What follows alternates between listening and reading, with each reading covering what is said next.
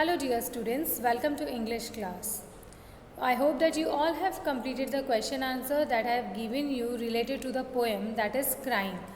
Now today we are going to read a new chapter. It's a play. Okay, so this is also from the same unit, unit 4, page number 64. Now you have to take a pencil to underline new words. Okay, so this is a story about, this is a play of two brothers who respect each other and love each other. मतलब दो भाइयों का play है जिसमें दोनों भाई बहुत एक दूसरे की रिस्पेक्ट भी करते हैं और प्यार करते हैं. Okay, so let's start the story. Let's start the play. My Elder brother, मेरे बड़े भाई. ओके, मेरा बड़ा भाई. So let's start. This short play is about two brothers who are affectionate and respectful to each other. This short play is about two brothers. ये एक छोटा सा प्ले है जो किसके बारे में है? दो भाइयों के बारे में. Who are affectionate and respectful, मतलब जो एक दूसरे से बहुत प्यार करते हैं और एक दूसरे की बहुत रेस्पेक्ट भी करते हैं. The story also shows that learning from our day-to-day experiences is as important what we learn from books in the school. So ये स्टोरी हमें बताती है कि हमें सिर्फ बुक से ही हम कुछ नहीं सीखते, मतलब नहीं सीखते. हम बहुत कुछ अपने एक्सपीरियंसेस, जो हम अपनी लाइफ में एक्सपीरियंसेस हमें होते हैं, हम उनसे भी बहुत कुछ सीखते हैं. And it is also important, और ये ज़रूरी भी है क्योंकि हमारी लाइफ में बहुत अप्स एंड डाउन्स होते हैं. बहुत कई बार हम खुश होते हैं, कई बार हम दुखी होते हैं, कई बार हम सक्सेसफुल होते हैं, कई बार हम फेल हो जाते हैं. तो इन सब चीज़ों से हम बहुत कुछ सीखते हैं, अपने गलतियों से भी हम बहुत कुछ सीखते हैं. तो ये स्टूडेंट्स बहुत ज़रूरी है. अगर हम गलती नहीं करेंगे तो हम सीख भी नहीं पाएंगे. So it is very important to make a mistake and but we should learn from our mistake. Okay, so this play is based on the famous story in Hindi बड़े भाई साहब, written by मुंशी प्रेमचंद. सो ये जो story है ये ली गई है हिंदी की कोई स्टोरी है बड़े भाई साहब, उसमें से जो लिखी है मुंशी प्रेमचंद जी ने, जो बहुत ही फेमस राइटर्स हैं Munshi Premchand ji. Okay, so it has been taken from his writings Bade Bhai साहब. Clear? Now let's enjoy the play. Okay, so let's start page number 65. So page number 65, scene 1. तो क्योंकि ये play है तो ये first scene है. Okay, so what is the scene? A hostel room, two brothers aged 9 and 14 years and sitting on at a study table. So एक scene चल रहा है, hostel room दिखाया गया है, उसमें दो भाई हैं. एक की एज है 9 ईयर्स और दूसरे की है 14 years. Sitting at a study table, दोनों स्टडी टेबल पर बैठे हैं. द एल्डर ब्रदर भैया इज़ रीडिंग अ बुक, जो बड़ा भाई है 14 ईयर्स का वो एक बुक पढ़ रहा है. And the younger one Munna is drawing pictures of birds and animals, और जो छोटा भाई है जिसका नाम क्या है मुन्ना, वो क्या कर रहा है? He is drawing pictures of birds and animals, वो किसी बर्ड्स और एनिमल्स की पिक्चर ड्रॉ कर रहा है. ओके, ना व्हाट भैया सेज, भैया what are you doing Munna, भैया कह रहे हैं, पूछ रहे हैं कि मुन्ना तुम क्या कर रहे हो. मुन्ना आई एम ड्राइंग, वो कह रहा है कि भैया मैं ड्राइंग कर रहा हूँ. भैया when will you study, where were you in the morning. तो भैया उससे पूछ रहा है, उनसे पूरी दिन की खबर ले रहे हैं. वो कह रहे हैं कि वैन विल यू स्टडी, अब तुम पढ़ाई कब करोगे. Where were you in the morning, और तुम सुबह कहाँ पर थे. मुन्ना टर्निंग पेल, मतलब टर्निंग पेल का मतलब पीला पड़ जाना, और हम पीले कब पड़ जाते हैं? जब या तो हमारे अंदर खून की कमी हो जाती है या फिर कोई हमारी चोरी जब पकड़ लेता है तो हम थोड़े से घबरा जाते हैं, तो वी टर्न पेल. ओके, सो यहाँ पर ऐसा लग रहा था जैसे भैया ने मुन्ना की कोई चोरी पकड़ ली हो. तो turning pale. I was playing भैया, how can you sit with book for hours together. तो उसने कहा भैया मैं तो खेल रहा था, लेकिन मुझे आप ये बताओ कि आप इतनी देर तक बुक लेकर कैसे बैठ सकते हो, आप घंटों घंटों तक कैसे पढ़ाई कर सकते हो. भैया that's because I want my foundation in education to be very strong.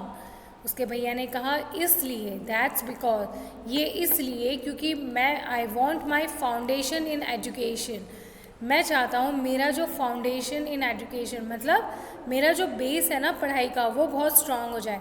Base का मतलब स्टूडेंट्स हम जो अर्ली अपनी एज में पढ़ते हैं, जो भी चीज़ें पढ़ते हैं, लाइक आपने फर्स्ट क्लास में क्या पढ़ा है, आपने केजी प्रेप में जो पढ़ा है, ऐसा नहीं है कि आपने फर्स्ट सेकंड में पढ़ लिया और आपको भूल जाना है, ऐसा नहीं है। आपको वो चीज़ें भी याद रखनी है। टेबल्स जो आपने 2 से लेकर सीखे हैं वो भी आपको लर्न करना है। ऐसे नहीं आपने 14 का टेबल लर्न किया तो आप 2 का भूल जाओगे। आपको वो सारी चीज़ें याद रखनी है। और वो कब होती है? जब आप उन चीज़ों को बार बार रिकॉल करते हो, बार बार पढ़ते हो। ओके, तो उसके भैया ने कहा कि मैं अपना जो एजुकेशन में मेरा बेस है उसे स्ट्रॉन्ग करना चाहता हूँ। If the base is strong then the building will stand firmly.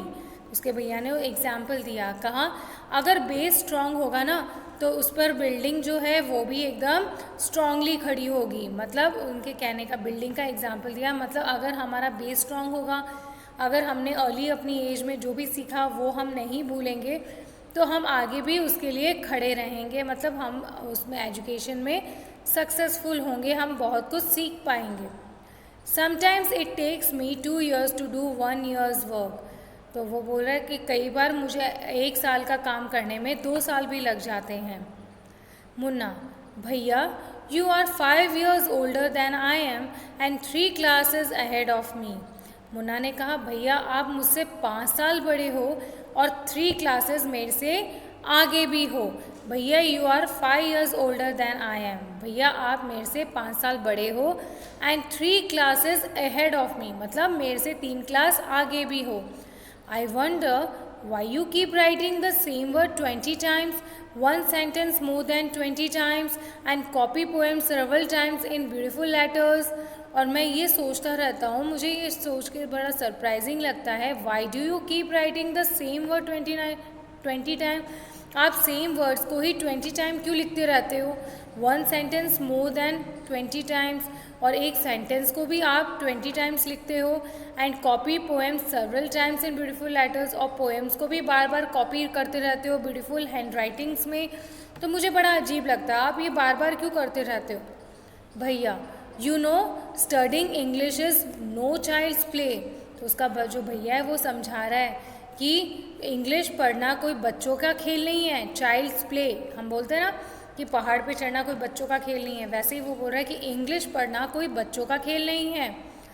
One has to work very hard in order to learn the subject. किसी मतलब एक इंसान को बहुत ज़्यादा पढ़ना पड़ता है अगर वो उस सब्जेक्ट में अच्छा होना चाहता है। टू स्पीक और write English properly tremendous effort is required. To speak and write English properly, Munna को उसका भाई समझा रहा था कि अगर आपको इंग्लिश बहुत अच्छे से लिखनी और पढ़नी आनी चाहिए तो उसमें ट्रेमेंडस मतलब बहुत ज़्यादा एफर्ट की ज़रूरत है, बहुत ज़्यादा मेहनत की ज़रूरत है। But the moment you get a chance you run to the field, play marbles and fly paper kites or sit idling away with friends for fun. So he says but the moment you get a chance, लेकिन तुम्हें जैसे ही chance मिल जाता है you run to the field, तुम field में चले जाते हो, गार्डन में चले जाते हो, मैदान में खेलने चले जाते हो। प्ले मार्बल्स खेलने लग जाते हो एंड फ्लाई पेपर काइट्स, और पेपर काइट्स उड़ाने लग जाते हो।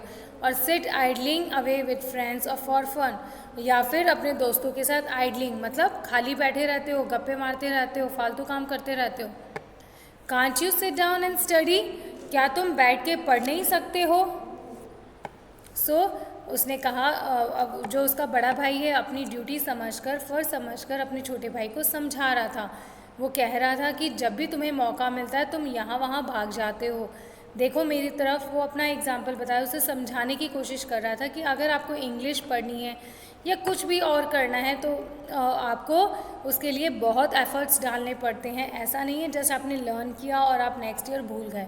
So he is scolding his younger brother कि तुम्हें जब टाइम मिलता है तुम मैदान में चले जाते हो, यहाँ वहाँ दोस्तों के साथ बैठ जाते हो और मार्बल्स खेलने लग जाते हो या फिर काइट्स फ्लाई करने लग जाते हो। तुम एक जगह बैठकर पढ़ते क्यों नहीं। Okay, next page. अब मुन्ना क्या बोल रहा है, वो क्या कह रहा है, ओ भैया there is a big mela in the village today, should we go. अब वो अपने भैया की बात पर ध्यान नहीं दे रहा और उसे कह रहा है कि भैया अपने गांव में एक बड़ा सा मेला लगा है, क्या हम वहाँ चलें। भैया, have you ever seen me going to fair or going to watch a cricket or hockey match, I don't go near them, I prefer to study a book. उसका भैया बोल रहा है, have you ever seen me going to fair or going to watch a cricket or hockey match. तो उसके भैया उसे बोल रहे, क्या तुमने मुझे कभी देखा है कि मैं किसी फेयर में, fair means mela, FAIR, fair means mela, और going to watch a cricket, या फिर मैं क्रिकेट देखने जा रहा हूँ या कोई हॉकी मैच देखने जा रहा हूँ। आई डोंट गो नियर दैम, मैं उनके पास भी नहीं जाता। I prefer to study a book. Instead, I prefer to study a book. Means मैं इससे अच्छा बुक पढ़ना पसंद ज़्यादा करता हूँ। I don't mind repeating a class for more than 2 years. और वो बोल रहा है कि मैं कोई भी क्लास रिपीट करने के लिए तैयार रहता हूँ, ओके, और मुझे कोई फ़र्क नहीं पड़ता। But you might stay in the same class all your life, लेकिन तुम सेम क्लास में ही पूरी ज़िंदगी बिता दोगे, लेकिन तुम जो हो, तुम पूरे अपनी लाइफ ही इसी क्लास में रहोगे, एक ही क्लास में बिता सकते हो। Do you expect to pass if you waste your time playing all the time, क्या तुम एक्सपेक्ट कर रहे हो कि अगर तुम सारे दिन खेलते रहोगे तो तुम पास हो जाओगे। Do you expect to pass, क्या तुम पास करने की आशा रख सकते हो। If you waste your time playing all the time, अगर तुम पूरे दिन सिर्फ खेलते रहोगे, do you expect that you can pass. You are simply wasting father's hard earn money, और तुम खाली अपने पापा की जो पैसे हैं उन्हें ही वेस्ट कर रहे हो। हार्ड अर्न मनी मतलब पापा जो मेहनत से कमाकर पैसे ला रहे हैं, तुम सिर्फ उन्हें वेस्ट कर रहे हो। तो इस तरह से भैया ने मुन्ना को गुस्सा किया, क्योंकि उसे अच्छा नहीं लग रहा था कि मुन्ना किस तरह से अपना टाइम वेस्ट कर रहा है। Okay, so students, today we'll study read till here only. In the next video we'll complete the rest of the part of the story of the play. So आपको यहाँ तक रीडिंग करनी है और जो भी न्यू वर्ड्स हैं उन्हें लर्न करना है। Okay, meet you in the next video. Thank you and have a nice day.